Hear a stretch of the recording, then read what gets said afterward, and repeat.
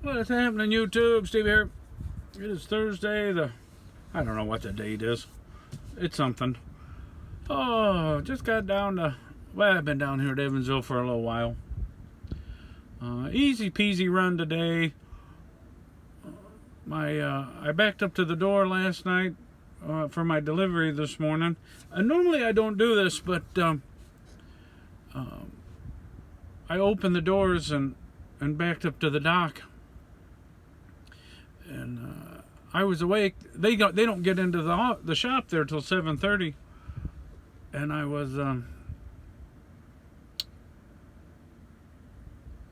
I didn't sleep real well last night, and I was up a little.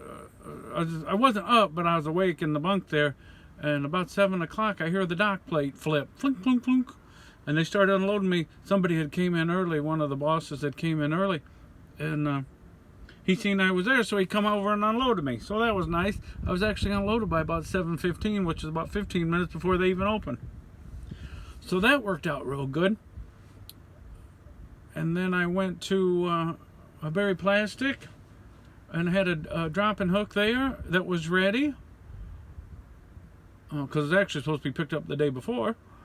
So that worked out swimmingly. And then I headed back up to Evansville, or back up to Markham, Illinois, and my Evansville trailer for today, the one I got on right now, was already in the yard, so I didn't have to wait for that. So, other than a little bit of rain along the way, and being tired for most of the day, I got down here and made the turn in just a little over 12 hours, and I really could have done it less than that, but the drop-in hook took about 15 or 20 minutes back up in Markham, because I just dropped a loaded trailer and picked up another loaded trailer. And I was doing something, because usually I do that in 15 minutes or less if everything's okay. But I was going to stop and get me something to eat on the way back, which I did. So I knew I was going to take a half hour anyway, so I said I could have done a little faster. But it didn't matter, because I still got about 12 hours between...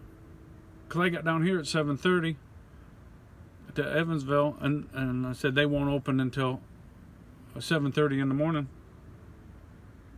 or so. But that's all good. That's all good. I stayed up a little bit later than I wanted to anyway. I was watching the Sean last night. That was a good live stream.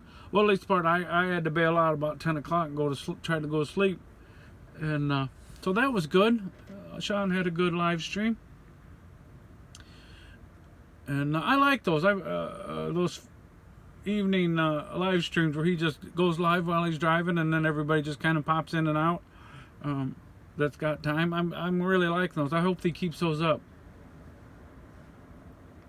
And different folks in all the time. So yeah, those are really good. What else is going on? Oh yeah, so I'm supposed to have a drop-in hook in the morning at Berry Plastic, or a preloaded trailer. So I'll get this one emptied and pick that up and head up that way. And I should be, knock on Peterbilt steering wheel, I should be home by 2 o'clock in the afternoon or so, as long as they have that trailer loaded. I don't think I have to take it to the yard tomorrow night. Afternoon, I mean. The only reason I might, if it's raining tomorrow afternoon, and my trailer for Monday is in, I'll go pick it up tomorrow.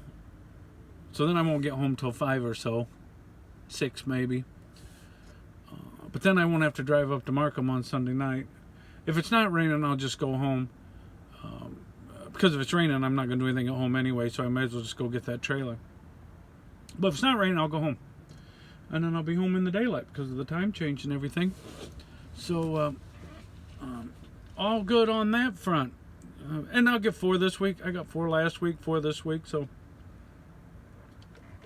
that's not too bad. $2,500 to the house after expenses, before taxes. But after all truck expenses, that's what I make usually on when I get 4. give or take fuel costs, but right in the ballpark there. And that's what I had this week too, so that worked out okay.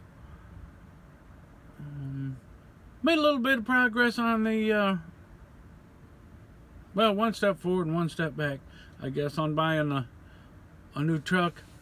I was calling a company that I want to sign it on with that has dedicated freight right by my house. Scrap metal, which is not my, actually crushed cars is what it is, primarily, in a big gondola trailer, not on a flatbed. You know how they wrap them all up sometimes and strap, and none of that business.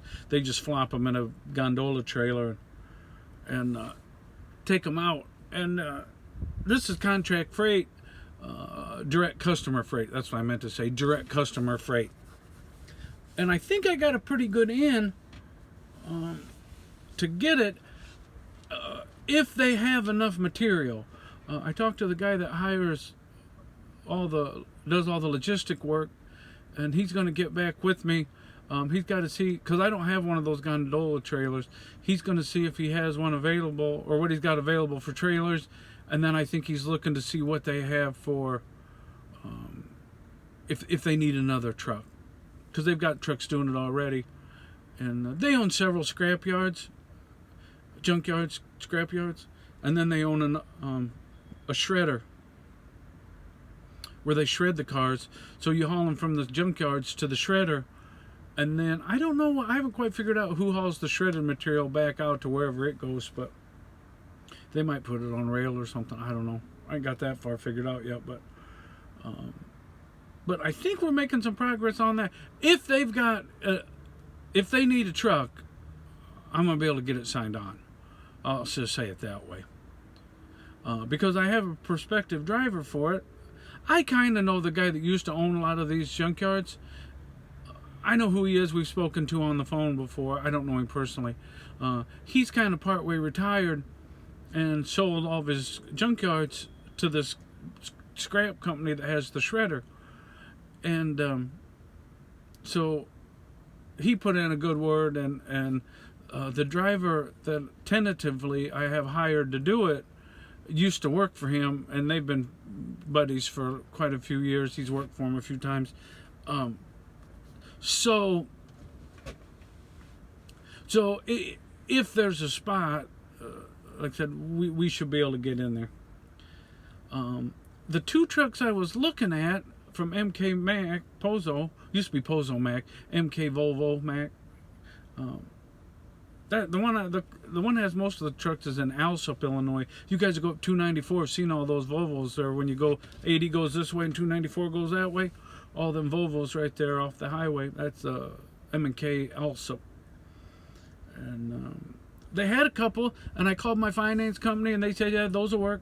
And mileages and ages and everything.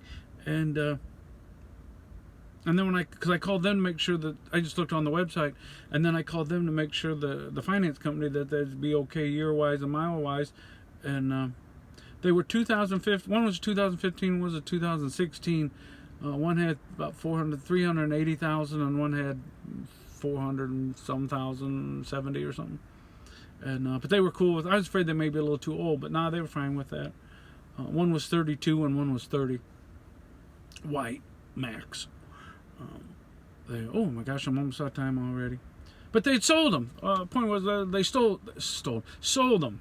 They'd already sold them. So he was going to send me, the salesman was going to send me an email what they had on the lot. But I was looking at one of the Peterbilt dealers, TFG, whatever that's called. That's where I get this truck worked at, this Peterbilt. They've got a couple Peterbilts, day cabs, and some other day cabs. So there's some around. I'm going to be able to get one bought. But and then I called my insurance company, and they're running that prospective driver's license, make sure if he's hireable. And then I sent them the information on the truck, which I ended up not buying. But I'm going to buy one just like it, approximately, so they kind of give me a quote about what it's going to be for the cost. But they've got the heads up I'm getting one, so they're all cool. Anyway, well, we'll talk again soon, guys. God bless, and see you tomorrow.